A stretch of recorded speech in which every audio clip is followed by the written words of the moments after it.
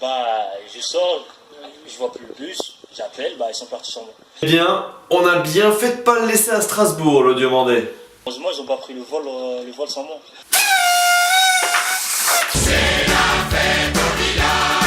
Ça y est, c'est historique, le Stade Malherbe est bien en demi-finale de la Coupe de France pour la première fois de son histoire. Il fallait attendre que je commence mes débriefs pour vivre une saison particulière. Il est où le boulard? Il est où?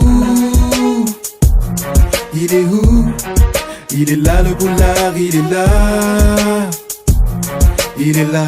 Et le paradoxe du football, la beauté du sport, c'est que le joueur qui nous emmène jusque dans ce dernier carré, eh bien, c'est celui qu'on délaissait peut-être un peu trop en début de saison. C'est lui qui nous a sauvés lors du match à Metz, là où tout le monde pensait que c'était perdu, en égalisant à quelques minutes de la fin de la prolongation.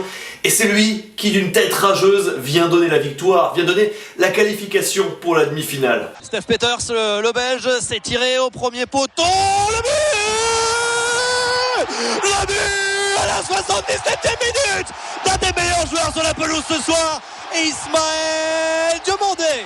Comme un oiseau dans le ciel, maître de l'espace, il m'en a fallu du temps pour pouvoir trouver ma place.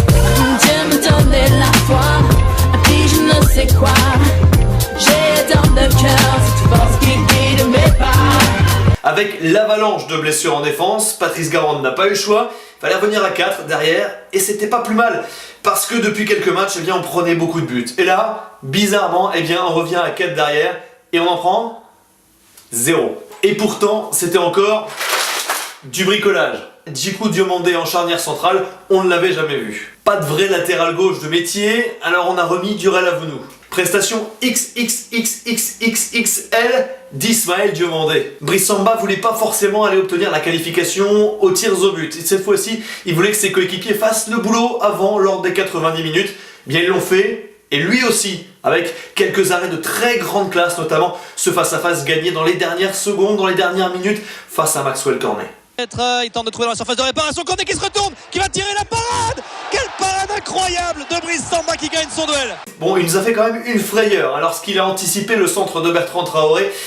Heureusement qu'il y avait Fred Gilbert qui était là pour sauver sur la ligne. Encore une fois, comme contre Hasbrook, c'est le défenseur normand qui est là pour sauver la patrie. Je suis l'homme qui tombe à pic, je suis l'homme qui vient de loin. En revanche, il y en a un qu'on va étriper après cette soirée du 1er mars, c'est Samuel Etienne. Et oui, c'est lui qui a fait les tirages au sort des demi-finales et qui nous a donné Le Paris Saint-Germain. le Paris Saint-Germain.